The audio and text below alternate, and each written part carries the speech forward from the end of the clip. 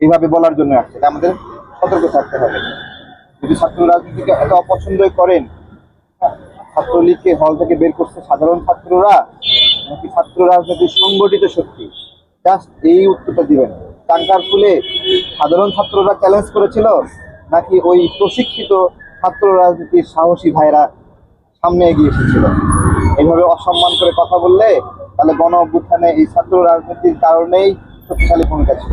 ছাত্র রাজনীতির সংগঠিত রূপের কারণে আমাদের এই বিপ্লবটা সঠিক দিকে গাইড হয়েছে। এই সংগঠিত রূপ না থাকলে হতো না। এতটা অসম্মান করেন না যে অসম্মানের ভাড়া আপনারাও নিতে পারবেন না।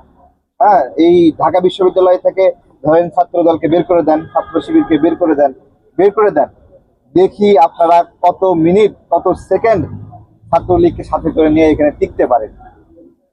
আপনারা নিজেরাই নিজেদের বিপদ ডেকে আনছেন কিনা এটা আমরা জিজ্ঞাসা